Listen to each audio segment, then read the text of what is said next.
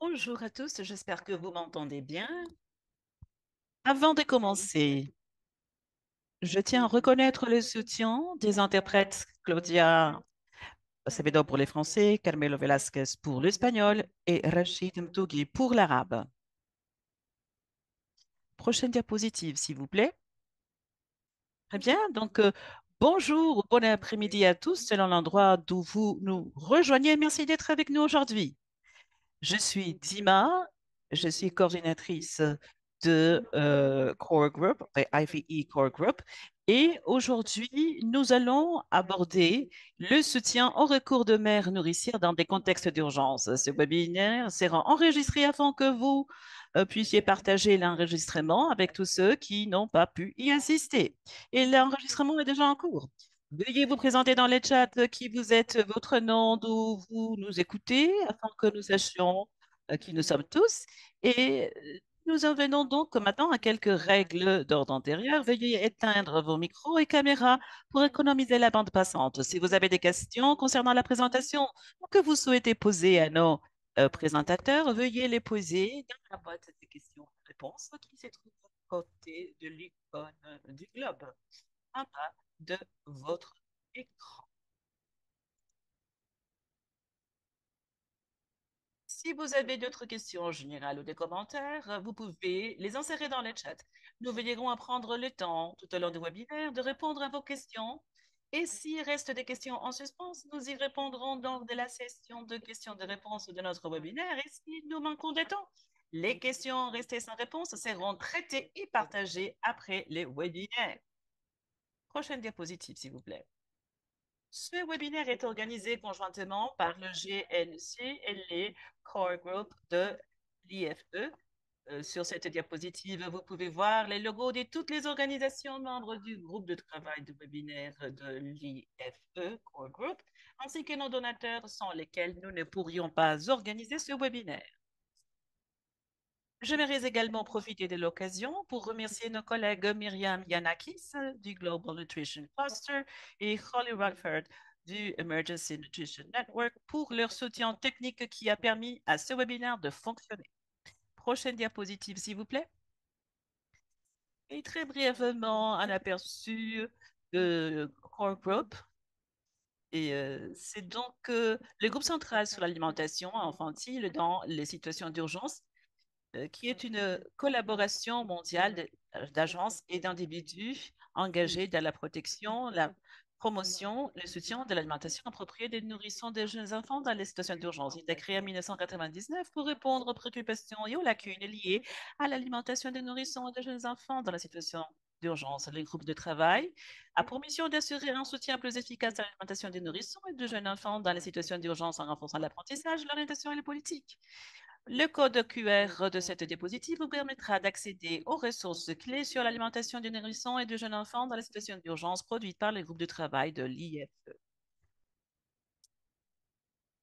Comme vous le savez, les recommandations mondiales ont souligné le rôle que l'allaitement euh, ou les recours à des mères nourricières, le lait humain des donneuses, les banques de lait, la relactation peuvent jouer dans les situations d'urgence en tant qu'alternative sûre lorsque l'allaitement par la mère biologique n'est pas possible.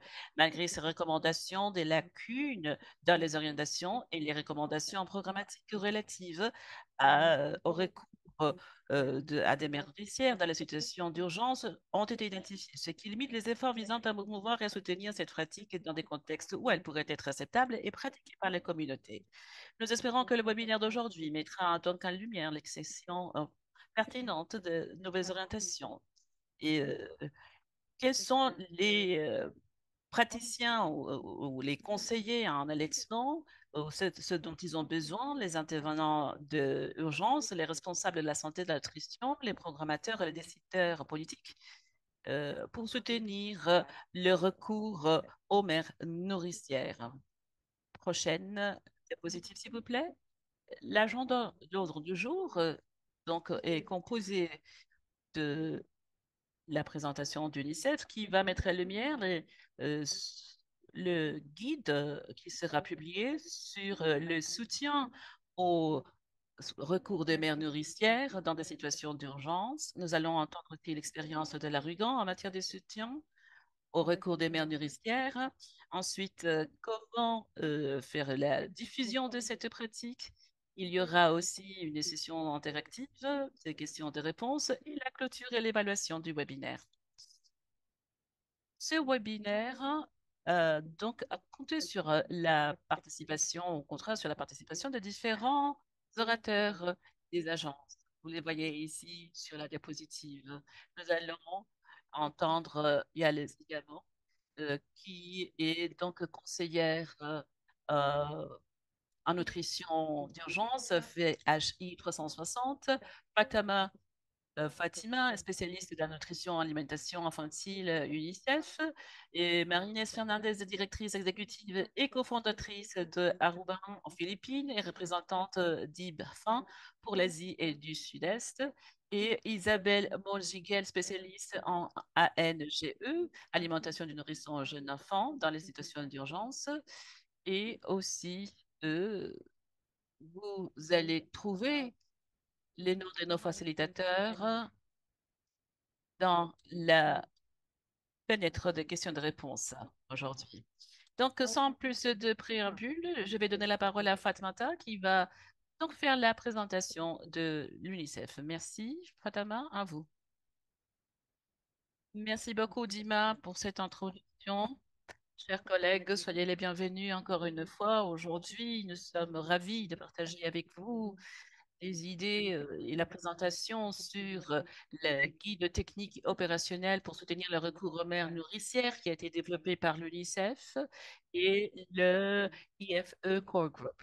Aujourd'hui, nous allons explorer pourquoi et comment ce guide a été développé, son importance mondiale et ce qu'il faut attendre, il faut- ce qu'il faut s'attendre dans ce document.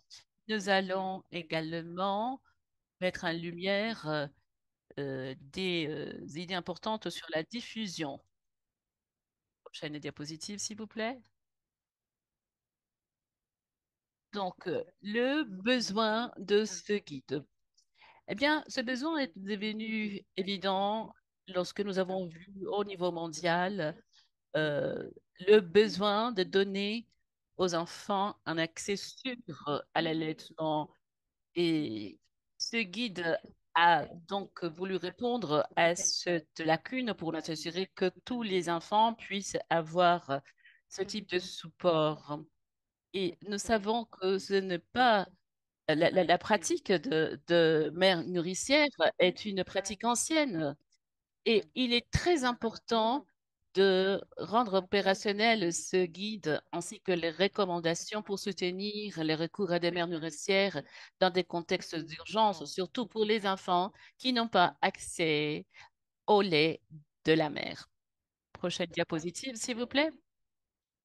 Donc, quelques idées sur ce que, ou pour la raison pour laquelle nous faisons tout ceci. Nous connaissons tous l'importance de l'allaitement dans des situations d'urgence. Cela est déjà bien établi. Et vous savez que les nourrissons sont très vulnérables. Et le plus petit l'enfant, le plus à risque il sera. Et l'allaitement protège à l'encontre de maladies les plus fréquentes. Et ceci a été déjà assez documenté. Nous voulions vous demander quelle est la faisabilité de ce recours à des mères nourricières. Nous savons que ces mères nourricières euh, ont besoin aussi de tout type de protection pour l'allaitement. Et c'est parfois une pratique beaucoup plus sûre. Et ce recours à des mères nourricières peut être une option valable dans des contextes d'urgence par comparaison à d'autres solutions telles que le lait maternisé, qui peut être problématique dans des contextes d'urgence. La lactation, nous savons, prend du temps et il pourrait être facile pour certaines femmes, mais pour d'autres femmes, cela peut exiger un soutien important.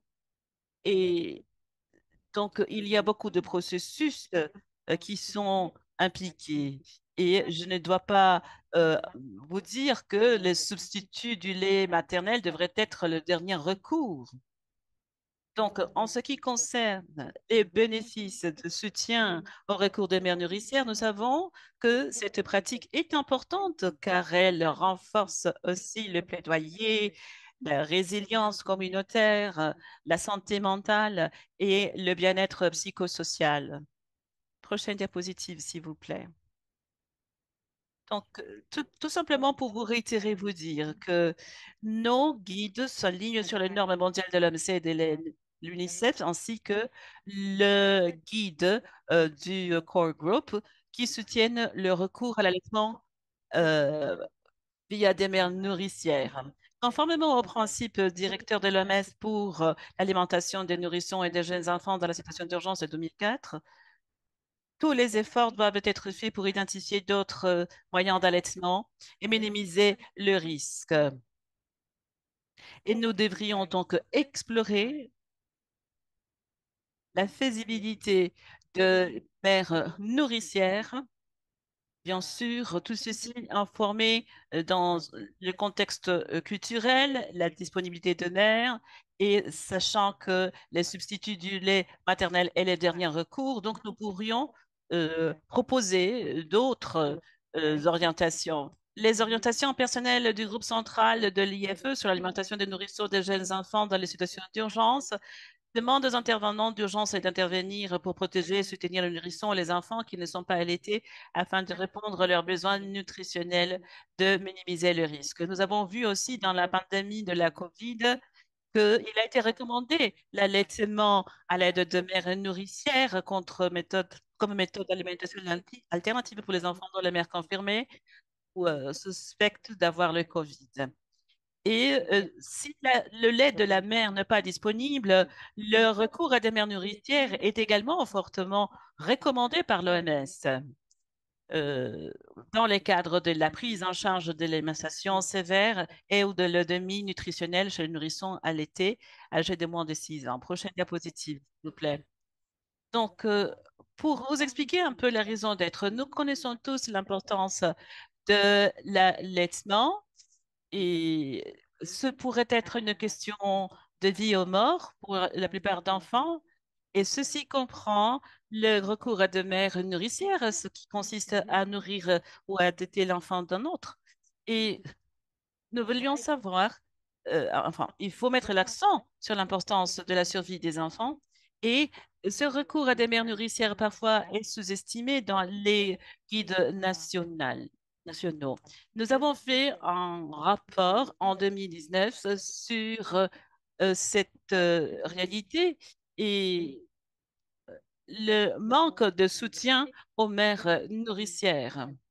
Et nous avons vu qu'il n'y avait pas de guide pertinent. Et ceci a été donc mis en lumière dans une révision et des recommandations que nous avons résumées en 2019. Et c'était aussi une demande de beaucoup de partenaires qui soutiennent du soutien dans la réponse à l'Ukraine. Donc, pour aider la survie des groupes les plus vulnérables dans les situations d'urgence, il y avait un besoin, un appel de partenaires de l'UNICEF pour qu'on fournisse un guide pour soutenir les praticiennes selon les recommandations internationales en matière de recours à des mères nourricières. Maintenant, je vais donner la parole à Isabelle qui va nous expliquer du besoin de tout ceci, les processus de développement du guide et les contenus clés. À vous. Merci beaucoup. Donc, le guide opérationnel sur l'alimentation des nourrissons et de jeunes enfants dans les cas d'urgence est en ligne avec les recommandations à mettre en place dans une situation d'urgence. Mais comment le faire? Eh bien, est-ce que ce programme devrait être considéré pour les populations qui sont touchées par une urgence, situation, contexte humanitaire, et quelles sont donc les normes? Donc, ce sont les questions que nous voulons, auxquelles nous voulons répondre avec ce guide. C'est un plaisir d'être ici avec vous tous et donc partager cette information sur ces guides. Je travaille là-dessus depuis plus d'un an avec les différents membres qui sont à l'appel aujourd'hui. Donc, je vais partager la façon dont nous avons développé le guide et vous expliquer à quoi il faut s'attendre. Notre objectif était de développer une compréhension complète de cette pratique à l'heure d'étêter l'enfant d'un autre et comment ceci peut changer ou améliorer euh, la vie, assurer la vie des bébés. Donc, nous avons commencé avec un nombre de 80 publications. Nous avons fait une étude documentaire pour étudier les contextes, pour voir aussi les pratiques courantes et étudier l'histoire longue et diverse de cette pratique. Pour nous assurer que nous avions des bons exemples, nous avons développé un modèle de cas d'étude qui couvrait les aspects programmatiques du guide. Et nous avons reçu trois propositions qui nous appellent de la réponse des Rohingyas et les exposés, les enfants exposés dans Kitchen Care, une communauté au Canada. Et ces nouveaux cas que nous avons reçus étaient complétés par d'autres cas d'études que nous avons trouvés dans la littérature. Étant donné la diversité de cette pratique, nous avons différentes perspectives qui sont cruciales aussi pour comprendre la pratique. Et nous avons aussi, par le TAC, reçu des consultations et j'ai aussi tiré des informations des praticiens du monde entier. Et aujourd'hui, nous avons deux spécialistes qui ont fait une étude rapide qui comprenait les facteurs à risque de cette pratique pour les nourrissons et pour la même allaitante et la comparaison avec d'autres types de l'alimentation. Et je vais partager avec vous les résultats de cette étude sous peu. Et finalement, nous avons centré notre attention sur la terminologie. Si vous écoutez cette présentation en anglais, selon votre culture et l'histoire de votre pays, peut-être vous penserez que le terme wet nursing en anglais n'est pas approprié ou offensif. Et je voudrais donc euh, nous excuser parce que nous avons dû utiliser ce terme utilisé dans le passé pour présenter le concept aujourd'hui. Et sachant que la langue évolue dans les temps et qu'il y a parfois de nuances négatives, connotations négatives associées au terme de mère nourricière dans quelques contextes, cultures, nous avons donc pris en considération les soucis autour de la matière très sérieusement et nous avons donc consulté les différents membres euh, avec les personnes avec lesquelles nous nous sommes entretenus pour chercher une alternative qui serait appropriée à utiliser dans le guide. Et nous avons fait aussi une étude sur la terminologie. Malheureusement, nous n'avons pas trouvé d'alternative qui soit compréhensible. Et j'espère que cela va changer dans l'avenir. Sans aucun doute, cette conversation ne fait que commencer, mais pour notre guide, nous devons centrer notre attention sur le guide et sur le concept et ne pas bloquer sur les mots. Et donc, nous devons toujours prendre en considération ce type de sensibilité terminologique et utiliser le terme qui soit utilisé de façon logique et acceptable. Merci. Prochaine diapo. Je voulais partager un peu de notre expérience et notre trouvaille à partir du guide que nous avons développé. L'un des défis, c'était qu'il y avait très peu de choses écrites sur l'allaitement via des mères nourricières. Il y a beaucoup d'informations sur l'allaitement, mais très peu en ce qui concerne le soutien au recours de mères nourricières, particulièrement dans des contextes d'urgence. Je n'ai pas trouvé non plus de guide ou de directive pour les contextes d'urgence en la matière. Donc, nous devons prendre en considération ces différences. Nous avons aussi consulté le guide de l'alimentation de nourrissons et d'autres limites. En ce qui concerne la bibliographie, il y a une prédominance de la perspective occidentale.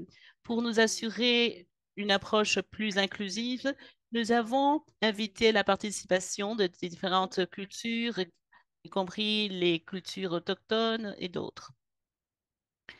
Un autre défi en ce qui concerne la sensibilisation pour les conseils d'allaitement entre la mère et le père, nous avons les enfants, un enfant, le nourrisson qui ait été, la famille, les enfants. Donc, nous devons reconnaître qu'il faut protéger les droits et les besoins de chacun de ces groupes. Et nous avons navigué donc, en naviguant ces complexités, nous devons nous rappeler que ces pratiques est aussi ancienne que les- l'être humain et offre une solution rapide qui peut sauver des vies. Notre mission était de créer un guide qui soit pratique et accessible et trouver un équilibre entre les protocoles, les sauvegardes pour les protocoles d'urgence et aussi la simplicité naturelle de cette pratique. Et nous avons découvert que c'était une pratique beaucoup plus régulière que ce qu'on le reconnaît. Prochaine diapositive, s'il vous plaît. En ce qui concerne l'histoire, c'est une pratique vraiment ancienne. Ce n'est pas une chose que nous ayons inventée récemment.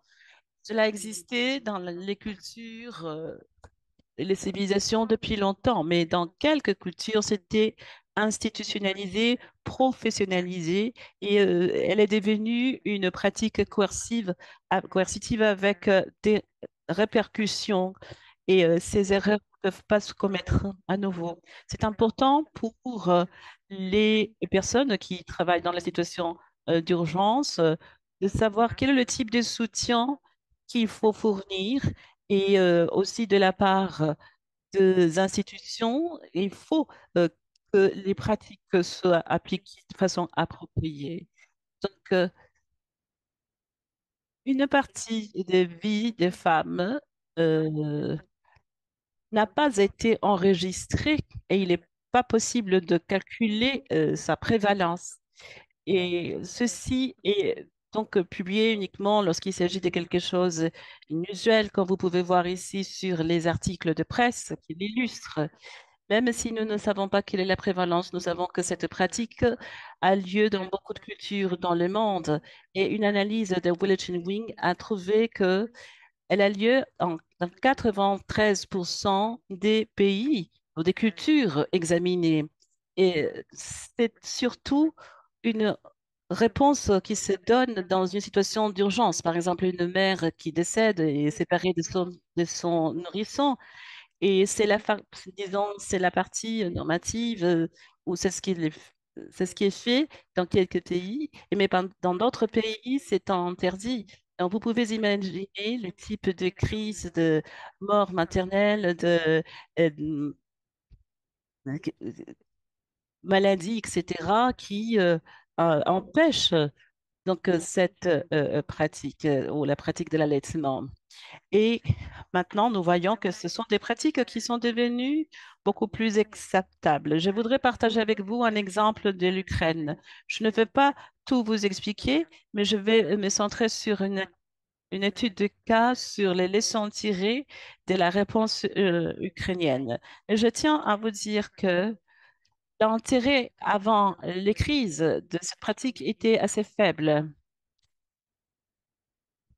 Et le recours à des mères nourricières avait été laissé de côté en ce qui concerne le guide sur l'allaitement, parce que ce n'était pas accepté du point de vue culturel et pour la prévalence importante de VIH. Et cette pratique avait pourtant lieu. Il y a un cas célèbre de Mariupol où l'allaitement, où les femmes allaitantes étaient la source critique d'alimentation pour les nourrissons. Elles étaient cachées dans un endroit et avec les nourrissons et les jeunes enfants. Ceci met en exergue l'importance de ce guide parce que à l'époque, cette pratique ne se faisait pas parce qu'on ne savait pas non plus comment soutenir la pratique de façon appropriée.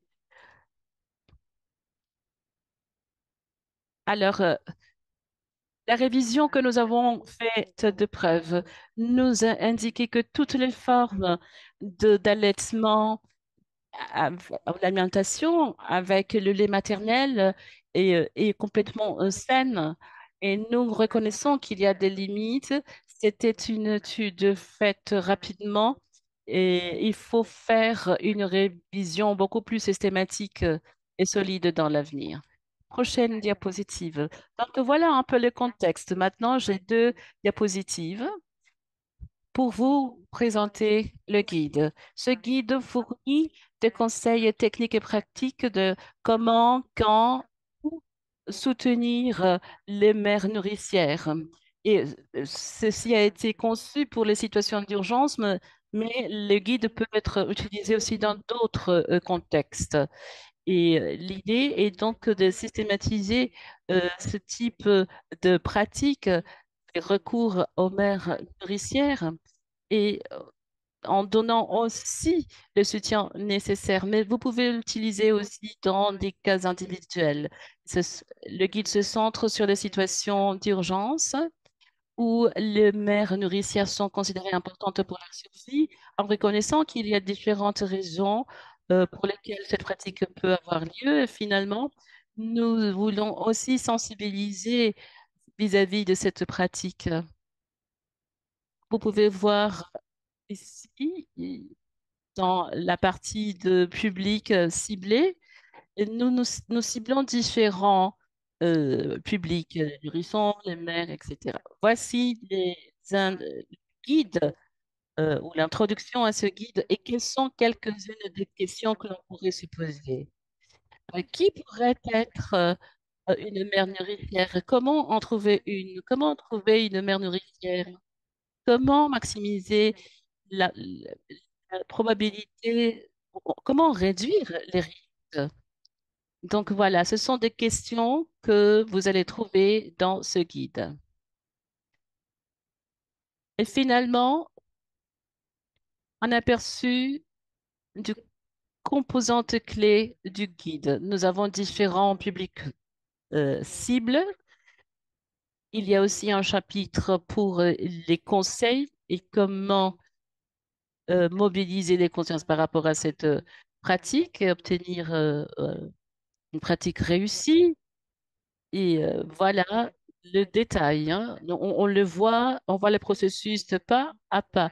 On identifie le besoin d'informer les individus pour les soutenir dans le processus de prise de décision, pour maximiser aussi les chances de réussite, minimiser le risque, y compris l'aiguillement à d'autres experts et le suivi et le soutien pour le développement des compétences. Voici donc le guide et nous avons aussi fait une révision de tous ces concepts. Je vais donner la parole à Fatmata. Merci beaucoup. Prochaine diapositive, s'il vous plaît. Donc, pour faire une bonne utilisation du temps, je voudrais vous dire que nous avons développé cet outil et développé donc en coordination avec l'UNICEF, the IFE Core Group. On a lancé un projet pilote dans 3 pays et le retour d'information que nous avons reçu est très positif. Cet outil sera, l'outil final est entendu pour la fin de mai. Par rapport aux prochaines étapes, je suis sûre que vous êtes tous très enthousiastes. Vous voulez voir quelles seront les prochaines étapes par rapport à ce guide. Nous allons terminer et diffuser le guide mondial pour la fin de deuxième trimestre. Et nous allons aussi terminer l'outil supplémentaire pour compléter la œuvre. Et nous avons également, comme l'a dit Isabelle, réalisé une étude euh, documentaire menée par Isabelle et pour donc aborder tous les aspects économiques et culturels par rapport au recours de mères nourricières. Et nous espérons que les partenaires vont donc adopter ces recommandations car elles sont fondées sur des preuves. Et nous allons continuer à préciser la terminologie comme Isabelle l'a dit.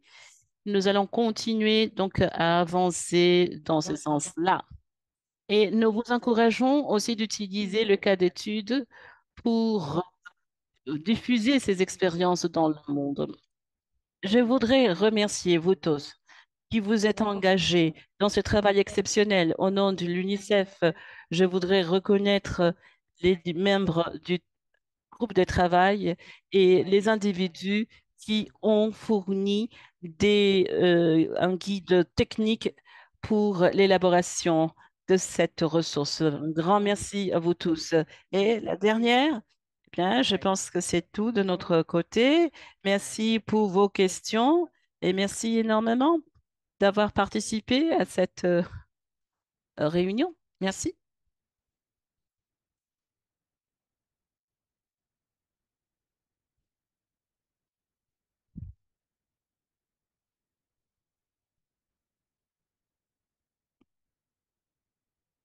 Merci beaucoup, Fatmata et Isabelle, pour cette présentation si riche.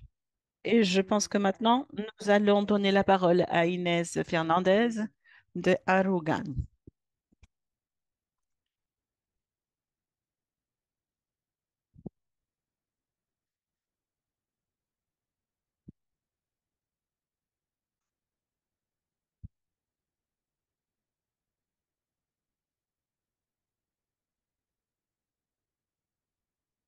Merci beaucoup. Bon après-midi à Manille et bonjour à beaucoup de vous qui nous suivez aujourd'hui. Je tiens à remercier l'opportunité qu'on nous a donnée de partager notre expérience avec les mères nourricières aux Philippines. Vous pouvez voir ici le typhon catastrophique qui a eu lieu aux Philippines. Tous les ans, nous avons une vingtaine de typhons. Vous pouvez voir sur les photos la dévastation. euh, Vous pouvez voir aussi de tentes. Et c'était vraiment une situation terrible. La situation dans les pays tropicaux après ces catastrophes, il y a toujours des tempêtes intermittentes et la conséquence est que les enfants tombent malades et ils sont atteints de maladies respiratoires la plupart du temps. Comme vous pouvez voir, les îles.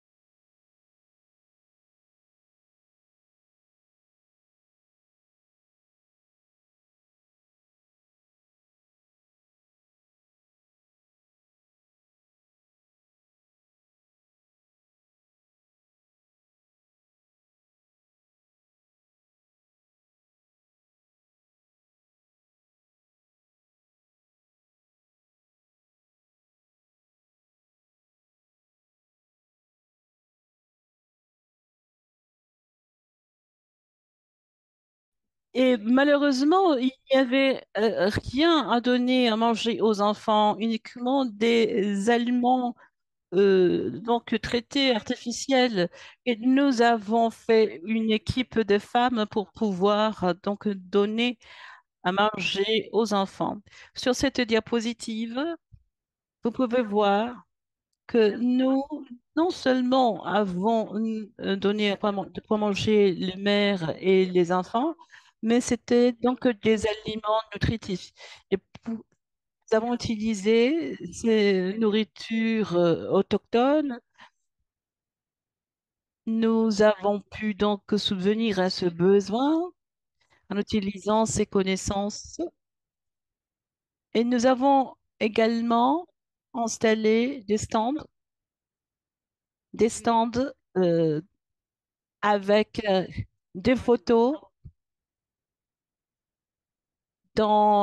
avec de l'information dans les langues locales, de façon à ce que les personnes qui parcouraient cet endroit puissent lire les informations.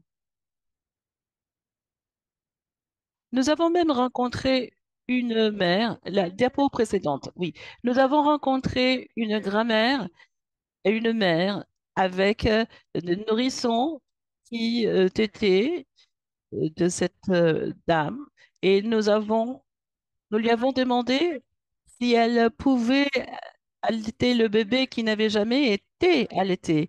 Et elle a accepté.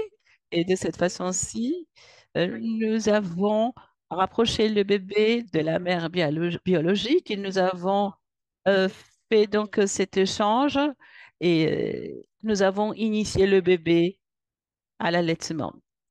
Sur la prochaine diapositive, vous pouvez voir deux mères qui se trouvaient sur le champ de bataille. Elles ont assisté à ces séances de consultation.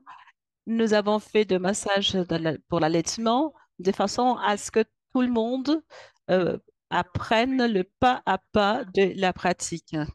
Et voilà, c'est comme ça que nous avons initié l'allaitement avec les mères et les bébés. Et nous avons aussi réuni les travailleurs sociaux, les travailleurs, les fournisseurs de santé, et ils ont aussi participé à cette séance de conseil. Nous l'avons fait en direct pour leur expliquer comment procéder au processus de relactation. Dans les zones sinistrées, nous avons également fourni ces conseils pour que les mères puissent comprendre comment euh, exercer la pratique de l'allaitement, même au milieu de cette catastrophe. Ils étaient vraiment très inquiets par les membres de leur famille. Ils n'avaient rien, ils avaient tout perdu. Donc, nous avons été leur souci immédiat était effectivement leur survie, comme c'est le cas dans la plupart de situations d'urgence. Et nous avons aussi appliqué une intervention de l'allaitement à toutes les personnes impliquées. Ici, vous voyez comment on allaitait un bébé et comment la pratique se faisait. D'abord, apprendre la mère à s'assurer que le bébé soit bien accroché du mamelon et nous leur avons expliqué pas à pas ce qu'il fallait faire en lui expliquant aussi le risque de les materniser. Et voilà, c'est comme ça que nous avons pu établir ces séances de consultation dans l'allaitement. Ici, vous pouvez voir, par exemple, un bébé qui pleure. Il y a un bébé qui est nourri au biberon avec de l'eau. On avait laissé ce bébé avec une voisine. Et parce que la mère devait s'absenter. Le bébé a été laissé à cette voisine et, eh bien, nous leur avons donné de conseils en allaitement. La mère est arrivée juste au moment où on expliquait pourquoi il était important de recourir à l'allaitement. L'allaitement adoptif. Dans ces centres, par exemple, dans les centres Arugan, nous recevons des mamans avec leur bébé, mais aussi recevons des nourrissons qui sont orphelins. Donc, il y a une femme qui a adopté un bébé et nous leur avons, lui avons expliqué comment avoir une pratique d'allaitement appropriée. Et nous avons donc donné des conseils en matière de lactation induite. Les bébés qui sont mal nourris sont les bébés qui n'ont jamais eu la possibilité d'être bébés allaités. Donc, nous avons donné l'occasion à ces bébés à un exercice de lactation.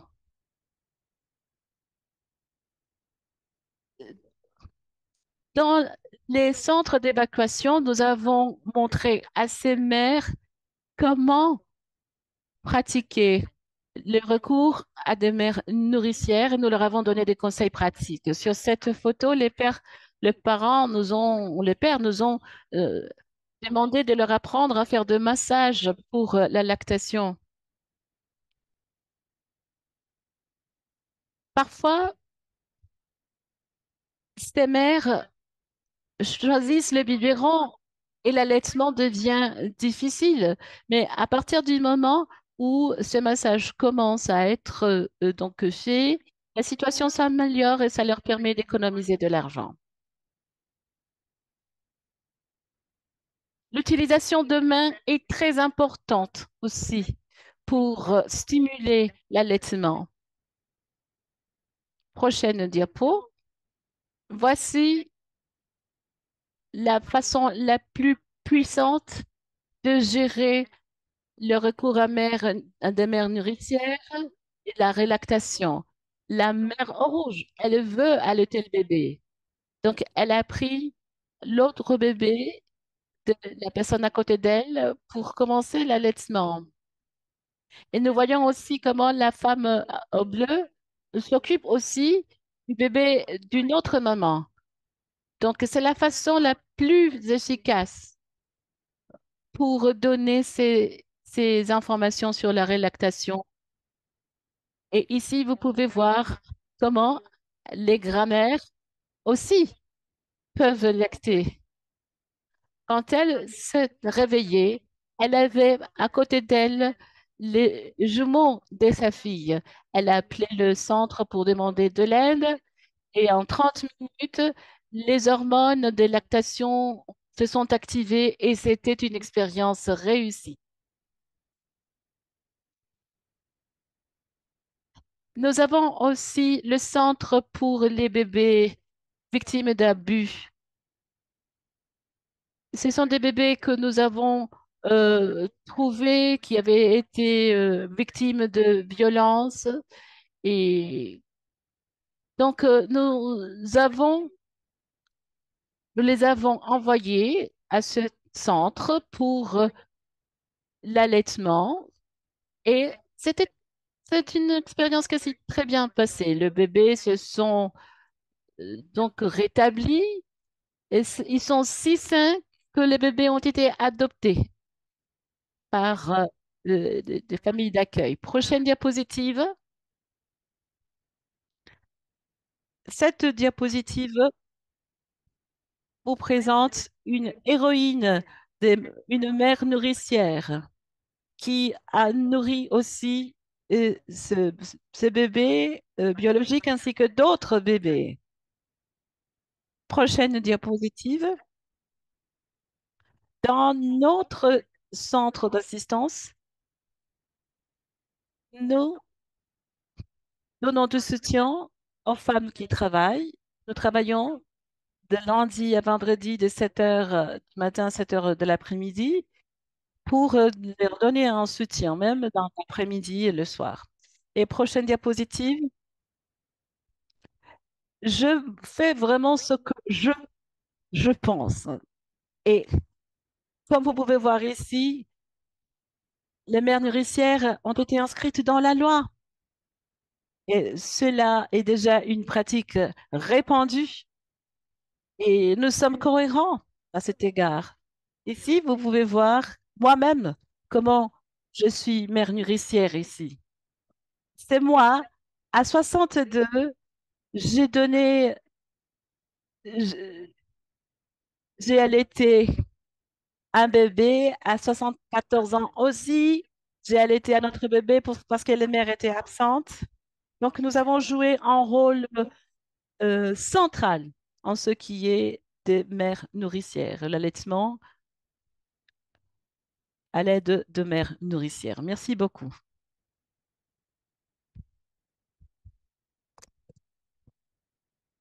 Merci Inès.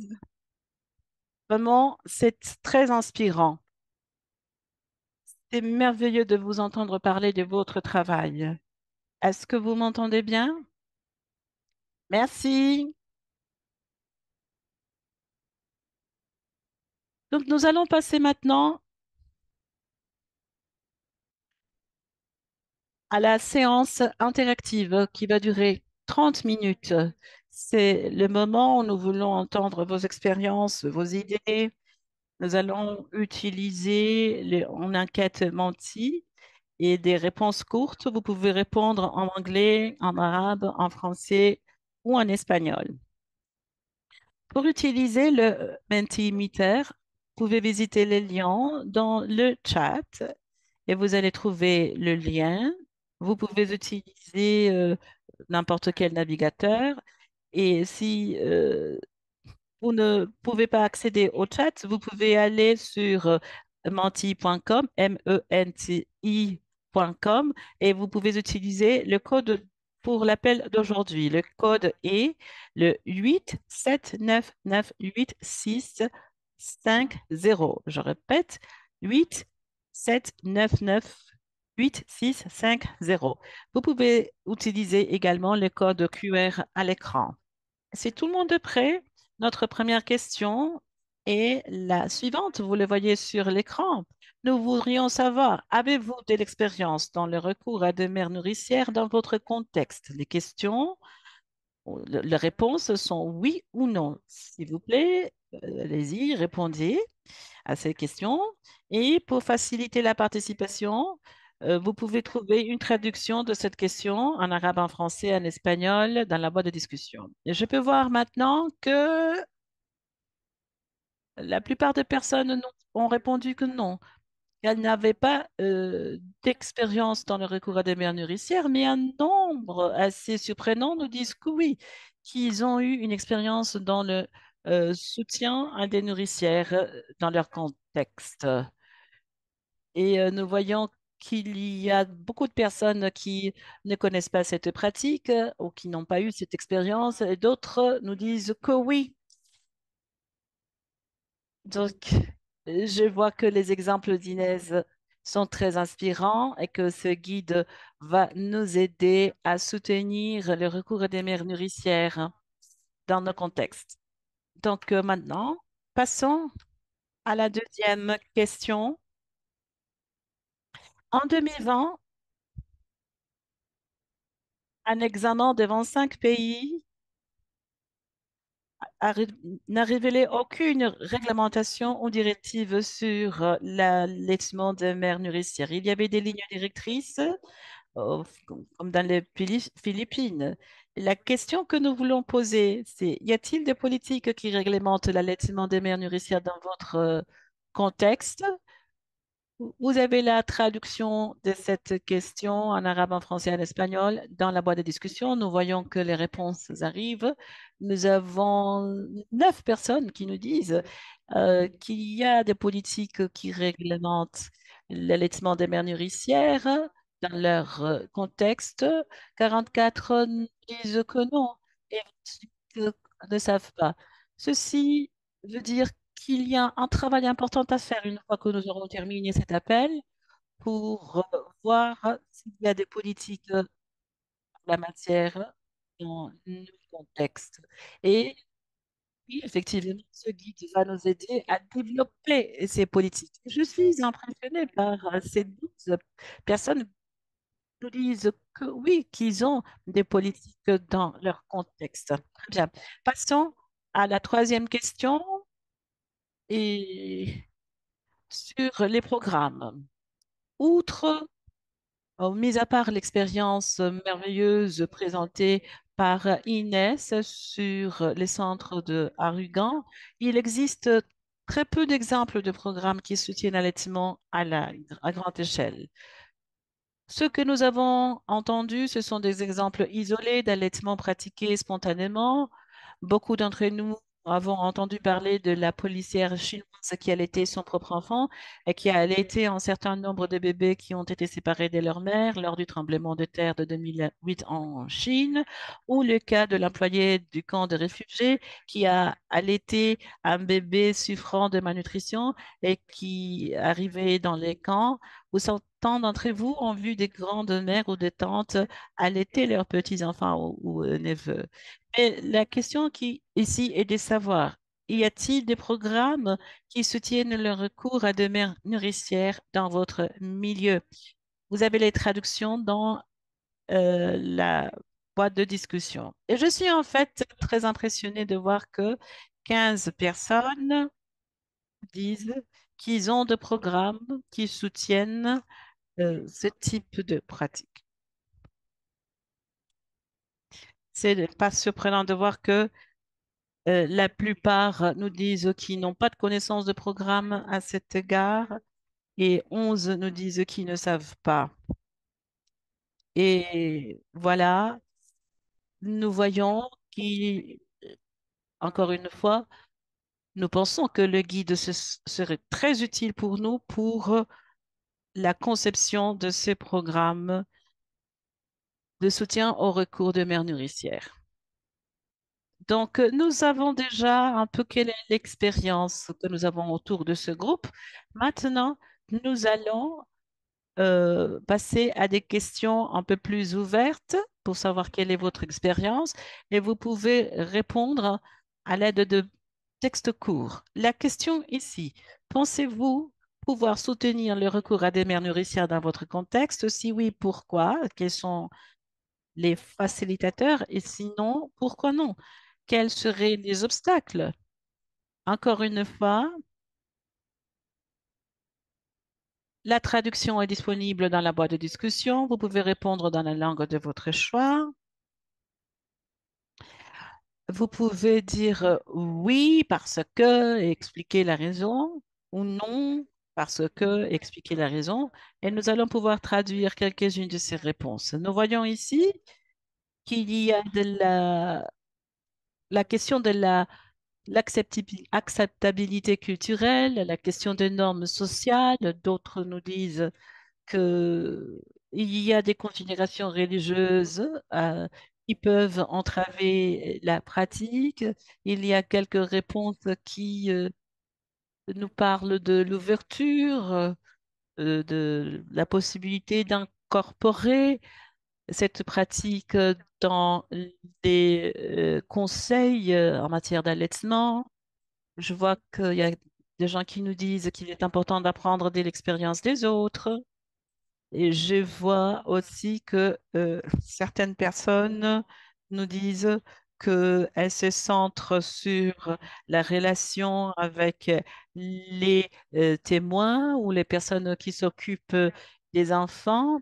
Bien d'avoir qu'il y a une réponse aussi favorable aux mères nourricières. Quelqu'un nous dit que il y a beaucoup des informations échangées par rapport à l'allaitement des mères nourricières dans son contexte. Il y a quelqu'un qui nous dit qu'il y a manque de guide, manque de formation. Pouvez-vous voir des réponses en français là, en espagnol ou en anglais? Il y a une réponse en arabe. Quelqu'un nous dit que ce serait très utile dans son pays qui est enclin à des désastres naturels. Il y a aussi des considérations sur la difficulté ou la facilité de cette pratique confrontée à certaines barrières. Il y a aussi la criminalisation de la pratique ou en raison des maladies euh, qu'il faudrait aussi se centrer sur le risque de maladie ou d'infection. Il y a aussi un commentaire sur l'importance de la participation des gouvernements, la politique de don de lait. Il y a quelques normes et protocoles qui facilitent ou empêchent la pratique, qu'il faut plus de discussions avec les organes professionnels. Y a-t-il des réponses en espagnol ou en français ou en arabe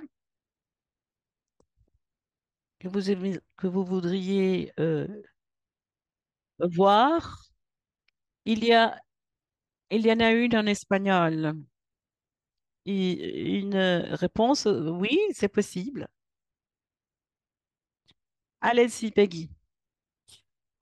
Oui, il y a une réponse très enthousiaste euh, qui nous dit que c'est une option merveilleuse pour l'alimentation des nourrissons et du jeune enfant. Excellent. Je vois une réponse en français liée au risque de transmission de maladies. Et c'est quelque chose dont il faut tenir compte aussi dans tout programme lié à la pratique. Donc, très bien, ce sont de très bonnes réponses. Nous allons donc en prendre note. Mais passons maintenant à la prochaine question. La prochaine question est liée à l'aspect suivant. Selon vous, que faut-il faire pour que le recours à des mères nourricières puisse être soutenu dans votre contexte? Que faut-il faire de façon à ce que le recours à des mères nourricières puisse être soutenu dans votre contexte? Vous pouvez répondre dans le chat, vous pouvez répondre dans n'importe quelle langue. Et c'est bien de dire, je ne sais pas. Les réponses devraient être courtes, hein. Vous dites soit nous avons besoin de ceci ou de cela, ou je ne sais pas, etc. Je ne vois pas de réponse encore.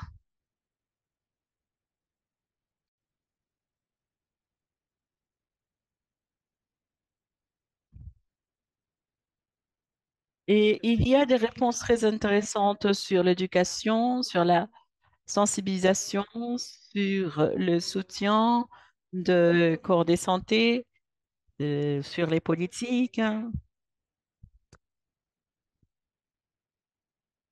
les agents de santé. Il y a aussi des considérations sur la sécurité, aussi les maladies ou les changements d'attitude. Il y a une question très personnelle et je pense que ceci est lié à l'allaitement, les priorités, la santé du bébé. Donc, il y a différents commentaires très intéressants par rapport à l'éducation, le développement des compétences, la normalisation du recours à des mères nourricières. Oui, il y a des réponses très intéressantes.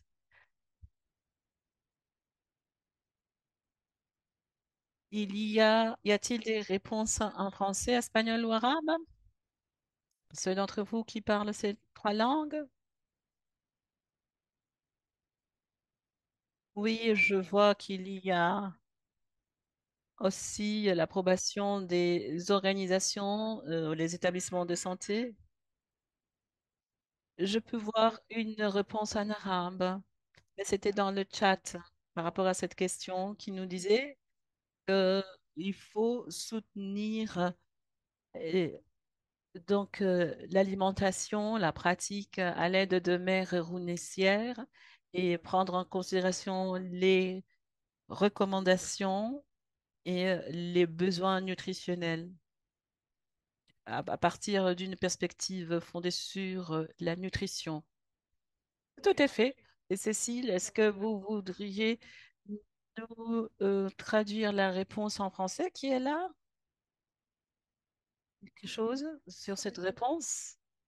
Est-ce qu'on peut, parce que je ne vois pas la réponse en français. Alors, c'est une réponse un peu complexe qui nous parle de la situation des bébés, la traçabilité, car les enfants sont ensuite considérés comme des frères et des sœurs, et les mariages incestueux, il y aurait donc des implications, si l'on veut, pardon, pour le temps que je prends pour la traduction, mais il y a des implications. Il y a des implications qu'il faut prendre en considération. Parce que ensuite, les bébés sont considérés comme des frères et des sœurs de lactation ou d'allaitement. Donc, nous, si j'ai bien compris ce commentaire, nous avons besoin de très bons registres de recours de mères nourricières où il y a le concept de frère ou de sœur de lait. Donc, si il y a des considérations, si c'est important, parce que si nous avons des sœurs de frères de lait, ensuite, ces deux bébés ne pourraient pas se marier à l'avenir, parce que ce sont considérés des sœurs, des bébés de lait. Merci beaucoup de ces commentaires. Y a-t-il des réponses en espagnol? Oui, seulement une qui met l'accent sur l'importance de l'éducation et l'acceptabilité sociale et la pratique par rapport à cette acceptabilité culturelle et l'importance de s'assurer que le nourrisson et la mère nourricière sont tous les trois en bonne santé. Merci. Dima, je vois qu'il y a aussi d'autres réponses en arabe. Est-ce que vous pouvez nous dire un peu ce qu'elles disent? Oui, c'est surtout le besoin de formation, de renforcement des compétences qui pourraient être soutenues davantage, travailler sur les changements des comportements, les changements euh, d'habitudes nutritionnelles, les normes culturelles qui sont liées à la question ou aux relations entre les enfants. Enfin, la question des bébés qui sont des frères ou des sœurs de lait. Voilà, c'est un commentaire qui porte aussi sur la documentation, d'avoir un système pour documenter et enregistrer les pratiques euh, de recours à des mères nourricières et aussi avoir un registre d'enfants ayant joui donc de cette pratique qui ont été allaités par des mères nourricières. Il y a aussi une question sur la question des frères et des sœurs de lait. Si vous avez un commentaire là-dessus, ou si vous pouvez répondre avec des informations que vous possédez, répondez dans le chat. Quelqu'un nous a dit l'importance des images. Il faut faire attention avec les images au- euh, autour de la question de mère nourricière. Nous avons plus de 100 réponses qui sont très intéressantes. Voyons maintenant la dernière question. Et c'est la question vraiment qui est la plus importante de toutes. Aujourd'hui, vous avez participé à ce webinaire parce que vous avez un intérêt au recours de mères nourricières. Vous avez parlé des barrières, des facilitateurs, ce qu'il faut. Maintenant, la question que nous vous posons est la suivante. Que pouvez-vous faire pour soutenir le recours à de mères nourricières dans votre contexte? Vous pouvez répondre dans n'importe laquelle de langues.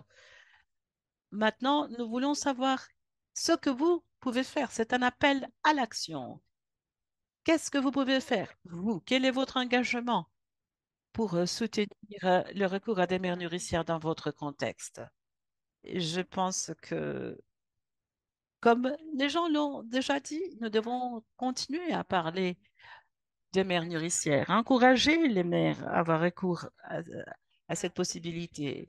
Euh, il y a des personnes qui nous ont dit qu'il fallait avoir des championnes de ce recours aux mères nourricières. Quelqu'un d'autre nous dit qu'il faut encore développer des compétences et une réponse, une très belle réponse par rapport à dispenser une discussion aux agents de santé et aussi euh, à, à d'autres personnes qui pourraient parfois faire obstacle à ce type de pratique.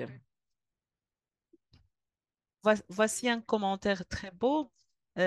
Soyez prêts à participer à un exercice de relactation. Éliminer les barrières. Une autre réponse. Il a une réponse en arabe. Est-ce qu'on peut savoir ce qu'elle dit? Oui, la personne dit, je ferai de tout mon possible pour soutenir cette pratique. Excellent, très bien. Il y a une autre réponse qui arrive. Aussi, je vois qu'il y a une réponse en français qui nous dit qu'il faut sensibiliser auprès des personnes qui s'occupent des enfants. Cécile, est-ce que vous pouvez faire la traduction? Oui, c'est une question sur la, la- peut-être faire des études pour évaluer les risques. Et il est certainement surestimé. Oui, donc voilà.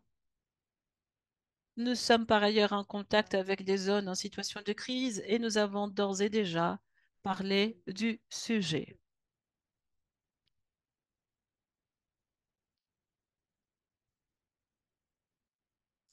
Excellent. Et je pense que cette personne confirme ce que Martha a dit dans sa présentation, que nous devons faire attention et ne pas surestimer, sous-estimer le risque. Donc, merci. Je vois aussi d'autres réponses en arabe. Je vois aussi une réponse en espagnol. Oui, effectivement, c'est quelqu'un qui a parlé de cette option pour le maire et que l'on devrait partager, échanger plutôt ces informations avec les maires pour qu'elles puissent avoir accès à, à- à ces informations et qu'elles puissent donner un soutien plus approprié à l'avenir. Oui, je vois effectivement des pensées très intéressantes sur les actions de gouvernement. Je vois aussi un commentaire intéressant sur un centre en Malaisie. Je vois qu'il y a des personnes qui demandent, qui disent qu'il faut demander plus d'études de cas, d'études de pilotes, de projets pilotes pour utiliser ce guide. Et je vois qu'il y a des personnes en français qui disent qu'il faut aussi s'attaquer aux politiques nationales, d'autres qui nous parlent de réseaux sociaux pour diffuser ces informations, ces connaissances sur les recours à des mères nourricières. Dima, y a-t-il des réponses en arabe? Oui, il y a une réponse, il y a eu une réponse avant qui nous disait de l'importance de continuer la conversation sur le recours à des mères nourricières et ce qu'il faut faire pour favoriser la pratique et les renforcements des compétences aussi et la prise en charge de considérer les contextes. Je vois qu'il y a un commentaire sur l'importance de comparer le risque de ce recours à des mères nourricières et le substitut du lait maternel. Il y a aussi un commentaire sur l'éducation du personnel de santé, sur les bénéfices de mères nourricières comparé au substitut de lait maternel, avoir une conversation franche et ouverte et mettre l'accent sur le risque de substitut du lait maternel, surtout dans les situations d'urgence. Je vois qu'il y a aussi des réponses sur les femmes qui travaillent, les femmes travailleuses, et le Pour leur situation, ce recours à des mères nourricières serait très utile. Y a-t-il d'autres questions en anglais, en arabe, en français ou en espagnol avant de terminer? Oui, un commentaire en français. Il- C'est bien d'avoir ce guide mondial car il va faciliter l'adoption de la pratique dans les différents pays. En arabe, nous avons aussi reçu un autre commentaire sur le besoin de tenir plus de séminaires, renforcer le travail, la pratique de mère nourricière dans les contextes d'urgence, le risque de substitut du lait maternel, un autre commentaire sur l'importance du contexte culturel et diffuser plus d'informations sur la pratique. Un autre commentaire sur l'importance de former le personnel de santé, les fournisseurs de santé aussi, l'importance de travailler dans différents contextes et voilà, pour obtenir aussi des orientations à partir de ce guide. Donc, 74 réponses qui sont toutes très inspirantes. Ce sont des engagements significatifs. Et c'est sur ce ton que je voudrais terminer. Si vous avez donné une réponse qui nous parle de votre engagement, nous aimerions savoir comment vous avez mis en œuvre cet engagement et comment cela s'est passé. Car tout fait partie d'un effort collaboratif où nous apprenons tous ensemble pour que nous puissions faire du recours de mère nourricière une réalité. Nous allons donc après partager toutes ces réponses avec vous.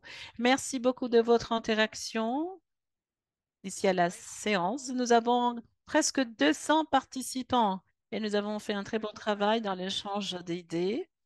Et maintenant, je vais donner la parole à Dim, à Peggy pour la section, la partie des questions et des réponses.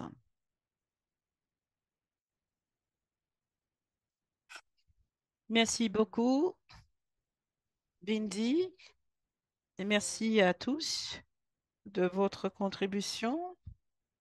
C'était très intéressant. Nous avons quelques questions pour nos intervenants. Peggy, est-ce que vous voulez répondre à la première question qui a été posée?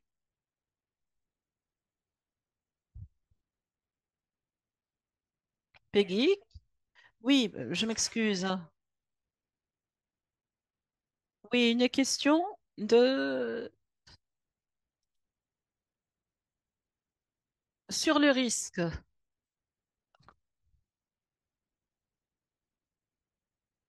La question est, est-ce que c'est approprié de considérer ce que Bindi avait soulevé? Oui, la question était de savoir si c'était possible de recourir à des mères nourricières. Et la réponse courte serait que il faut un effort de reconstitution pour l'adoption de cette pratique. Il y a le même risque que le substitut du lait maternel. Mais attention, le recours à des mères nourricières va au-delà de ceci. Nous savons que cela peut être bénéfique pour la santé du nourrisson. Et c'est un aspect qui devrait prendre le dessus par rapport à la protection des infections. Si on me posait la question, est-ce que je dois favoriser le SLM ou les recours à des mères nourricières, ce serait sans aucun doute le recours à des mères nourricières. Merci. Il y a une autre question d'un participant anonyme. Que pouvons-nous faire si nous voyons que ces mères, nous avons déjà la pratique de mère nourricière sans qu'il y ait des efforts de facilitation. Est-ce que Isabelle pourrait répondre? Oui, bien sûr. Oui, c'est ce qui se passe assez souvent, en fait, lorsque nous voyons cette pratique de façon spontanée pour subvenir aux besoins. Alors, il faut, dans ce cas, si nous n'avons pas les compétences appropriées, il faut s'en abstenir. Et il y a certaines craintes par rapport à la sécurité. Mais la première chose est de savoir si vous êtes compétente, si vous savez ce qu'il faut. Et surtout en cas d'urgence, les familles peut-être n'ont pas accès à des méthodes de dépistage qu'ils pourraient utiliser et, et voir donc ce qu'il faut. Tout comme pour tout autre type de conseil que l'on donne dans les cadres de soutien d'allaitement. Nous avons une question aussi anonyme. Peut-être Fatmata pourrait répondre, ou Isabelle.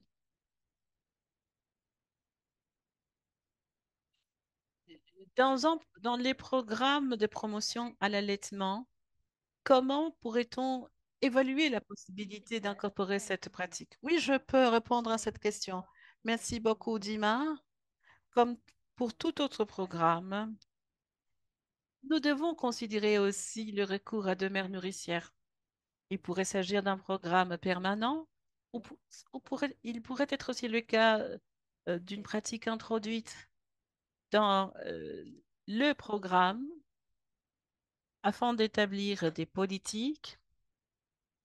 Donc, oui, je pense que c'est important d'évaluer la possibilité, mais cela va dépendre aussi des indicateurs de référence et il faut considérer si la pratique peut être incorporée dans des programmes d'allaitement déjà approuvés et qui ont déjà un budget alloué, il faudrait voir donc tous ces détails, voir aussi comment les gouvernements peuvent euh, mener les efforts afin d'incorporer la pratique dans les programmes d'allaitement. Merci. Merci, Fatmata. Peggy? Très bien. Je pense que c'est une question pour Inès. Des questions de Brooke et de Stéphanie aussi. Par rapport à la grammaire qui a pu allaiter ce petit-fils. Alors, la question est la suivante. Combien de temps prend la relactation? Est-ce que vous étiez déjà en train d'allaiter notre bébé? Et parce que il y a une femme qui nous dit d'avoir allaité il y a une quinzaine d'années et elle a toujours du lait dans ses seins. Oui, merci de la question.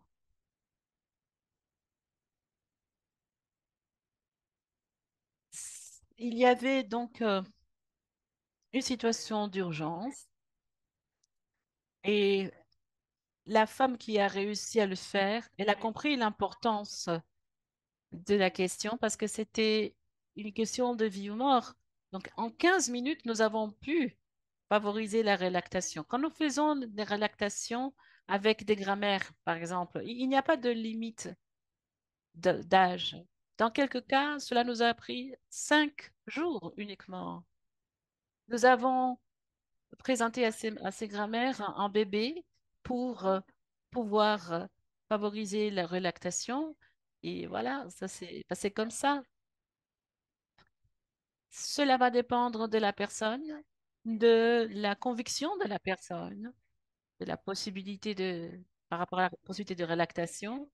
Parfois, ça prend 5 jours ou 3 jours. Et comme il y avait une situation d'urgence dans les cas que je vous ai racontés, cela n'a pris qu'un jour. Merci. Merci beaucoup. Inès, notre prochaine question. Quelqu'un nous pose la question par rapport au guide du recours à des mères nourricières. Quand et comment ces conseils seront fournis? Si nous voudrions avoir une présentation PowerPoint, j'aimerais l'avoir pour la diffuser. Nous devrions aussi avoir un modèle pour le cas d'étude. Donc voilà quelques propositions. Je ne sais pas si Isabelle ou Fatmata veulent répondre. Oui, je peux répondre. Le guide est toujours en cours de préparation. Nous sommes près de le finaliser et nous l'aurons prêt pour le deuxième ou troisième trimestre. Et une fois que nous l'aurons terminé, nous allons le diffuser de façon à ce que tout le monde y ait accès. Comme je l'ai dit dans ma présentation, il y a un modèle de cas d'étude et nous encourageons les partenaires à utiliser ce modèle pour documenter leurs expériences. En ce qui concerne les recours de mères nourricières en situation d'urgence. Donc, nous allons le diffuser au sein du IFE Core Group et de façon à ce que tout le monde y ait accès. Merci. Très bien. Merci.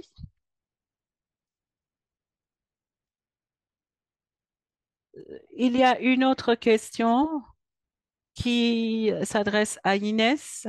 Inès, j'aimerais qu'elle réponde. Et peut-être Isabelle pourrait répondre aussi. C'est aussi une question sur le recrutement des mères nourricières et de tests qu'il faudrait appliquer pendant les situations d'urgence. Il n'y a pas de ressources, n'est-ce pas? On est dans une catastrophe, donc nous devons faire de notre mieux et nous tenir au principe de ne pas nuire. Nous savons que les recours à de mères nourricières est un recours sécurisé.